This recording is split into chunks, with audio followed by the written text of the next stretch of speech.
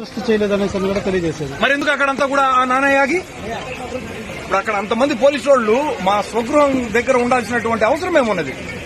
మాజీ డిప్యూటీ సీఎంను అడ్డుకున్నారు, మాజీ మంత్రి రోజా గారిని అడ్డుకున్నారు, ఎమ్మెల్సీ గారిని అడ్డుకున్నారు, ఎంపీ గారిని అడ్డుకున్నారు. మేము వాళ్ళని డైవర్ట్ చేసి నేను ఎంపీ గారు రాగలిగాము ఇక్కడికి. మేము వాళ్ళని అడుగుతున్నది కూడా ఒకటే, మీరు లోపలుండి కరుణాకర్ రెడ్డి గారికి ఫోన్ చేసిన మాట వాస్తవం, అది రికార్డ్ అయింది, రండి అని. మేము ఎస్కార్ట్ని పంపిస్తామని. రండి, మీరేదో ఇచ్చేటటువంటి ఎస్కార్ట్ని మాకే ఇచ్చి పంపించండి, మీరు కూడా మాతో పాటు రండి, కరుణాకర్ రెడ్డి గారిని ఇక్కడికే తీసుకొద్దాం. మాకే అభ్యంతరం లేదు ఇక్కడికి రావడానికి. అంటే ఈ సవాళ్ళు ఈ యొక్క మాట మీద కట్టుబడి ఉన్నారు సంపూర్ణంగా.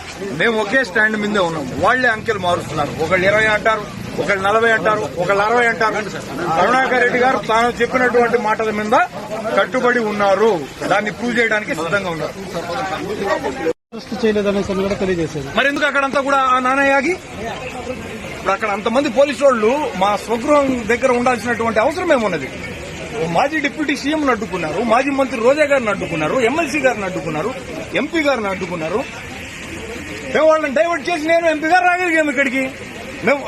మేము వాళ్ళని అడుగుతున్నది కూడా ఒకటే, మీరు లోపలుండి కరుణాకర్ రెడ్డి గారికి ఫోన్ చేసిన మాట వాస్తవం, అది రికార్డ్ అయింది, రండి అని. మేము ఎస్కార్ట్ని పంపిస్తామని. రండి, మీరేదో ఇచ్చేటటువంటి ఎస్కార్ట్ని మాకే ఇచ్చి పంపించండి, మీరు కూడా మాతో పాటు రండి, కరుణాకర్ రెడ్డి గారిని ఇక్కడికే తీసుకొద్దాం. మాకే అభ్యంతరం లేదు ఇక్కడికి రావడానికి.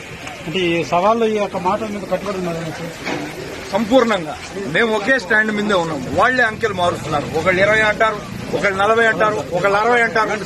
కరుణాకర్ రెడ్డి గారు తాను చెప్పినటువంటి మాటల మీద